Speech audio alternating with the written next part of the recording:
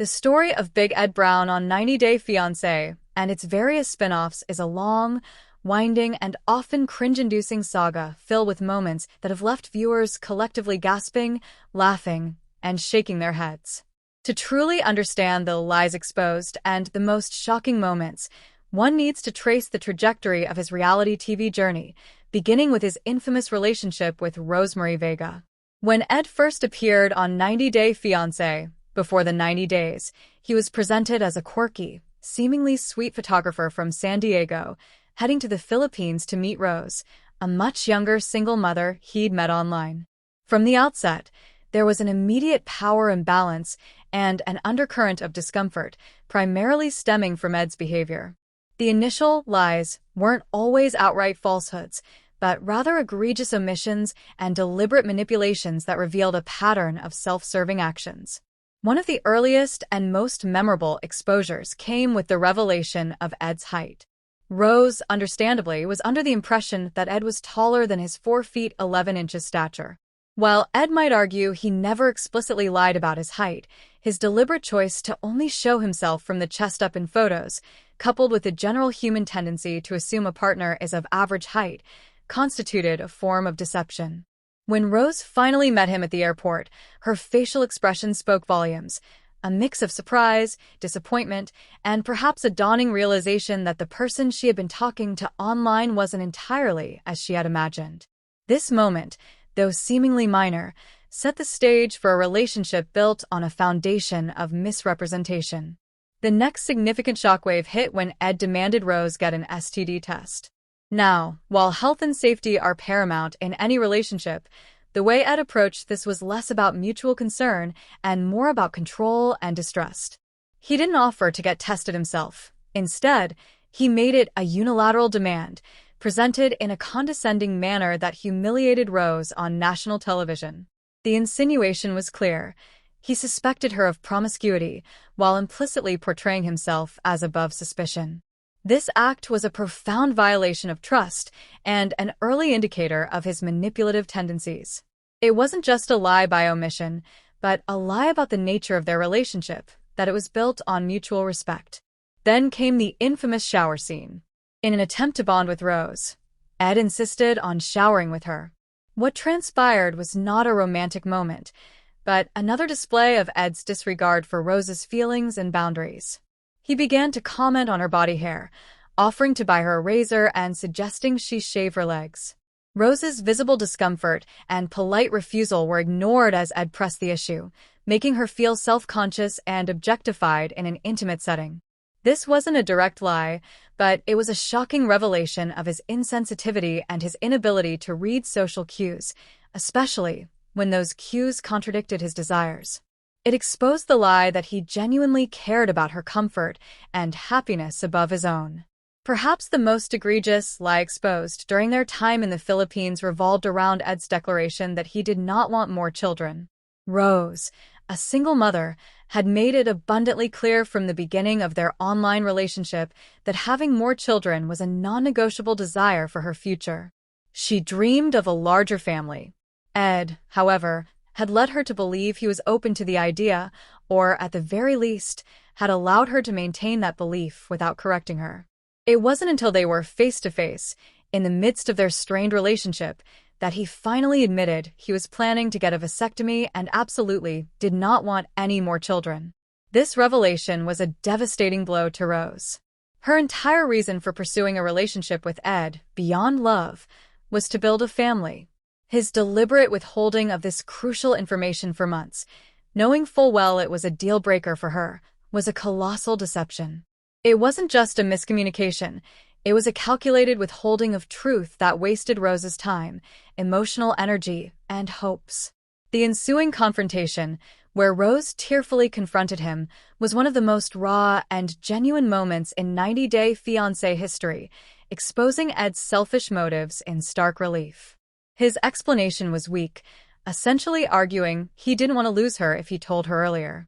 This wasn't a defense, but an admission of manipulative intent. After the acrimonious end with Rose, viewers might have hoped for some self-reflection from Ed. Instead, he reappeared on 90 Day Fiancé. The single life, seemingly having learned very little. His next major lie, or more accurately, pattern of deceit, emerged in his relationship with Liz Woods. Liz, a restaurant manager much younger than Ed, was drawn into a whirlwind romance that was, from the outside, alarmingly similar to his dynamic with Rose. One of the most shocking moments with Liz, and a significant lie exposed, came during their explosive argument captured on audio.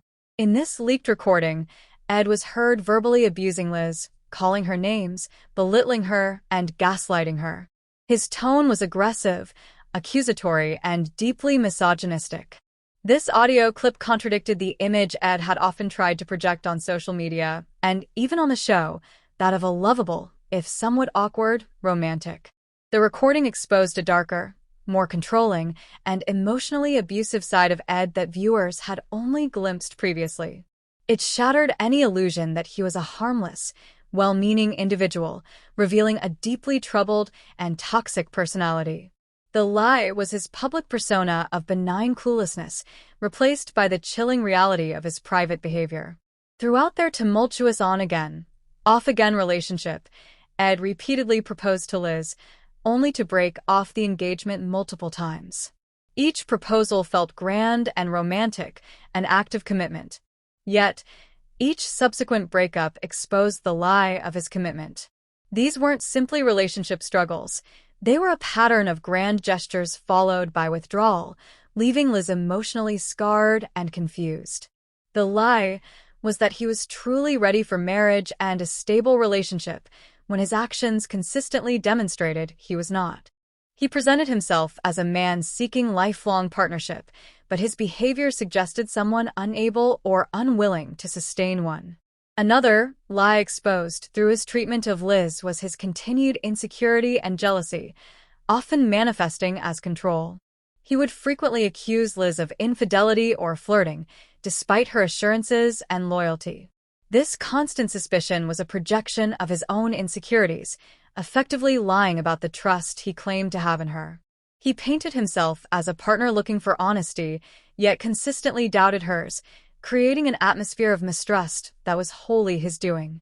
This wasn't just a personality flaw, it was a repeated demonstration of his inability to trust, which fundamentally undermined the honesty he demanded from others. Beyond his personal relationships, Ed's appearances at the 90-Day Fiancé tell-alls and reunion specials have consistently brought his lies exposed to the forefront. These forums often feature other cast members calling him out on his behavior, providing external validation for what viewers have observed. During one tell-all, Rosemary Vega herself appeared via video link, directly confronting Ed about his past deceptions. She calmly and eloquently articulated how he had lied about wanting children and how he had humiliated her. This direct confrontation was a powerful moment, allowing Rose to reclaim her narrative and expose Ed's falsehoods directly to him and to a global audience. It was a brutal yet necessary public reckoning for his past actions. Similarly, during tell-alls related to the single life, Liz has often had to recount the emotional abuse she endured, with other cast members offering support and condemning Ed's behavior. These moments serve as public exposures, where Ed is forced to face the consequences of his actions and the impact of his manipulative tendencies. Despite being confronted with overwhelming evidence and testimony, Ed often resorts to deflection, denial, or a feigned sense of victimhood, further cementing the perception that he is unwilling to take responsibility for his lies and actions. Even his physical appearance and health have been subject to a form of public lie exposed. Early in his journey, he often complained about health issues and body image, yet viewers have rarely seen him commit to significant, sustained lifestyle changes. While personal health is a private matter, his frequent public discussions about it, followed by a lack of apparent effort, created a disparity between his stated intentions and his actions.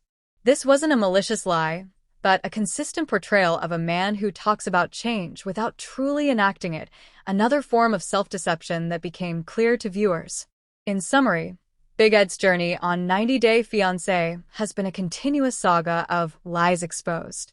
These have ranged from deceptive omissions about his height and intentions regarding children, to direct emotional manipulation and verbal abuse. His public persona as a bumbling, well-meaning romantic has been systematically dismantled by his own actions, revealing a man who prioritizes his own desires and insecurities over the feelings and well-being of his partners. The most shocking moments are not isolated incidents, but rather critical junctures where the facade crumbled, leaving behind the uncomfortable truth of a deeply flawed individual whose reality TV narrative became a cautionary tale of deception and self-serving behavior. Each exposure, whether subtle or explosive, added another layer to the complex, often unsettling, portrait of Big Ed Brown.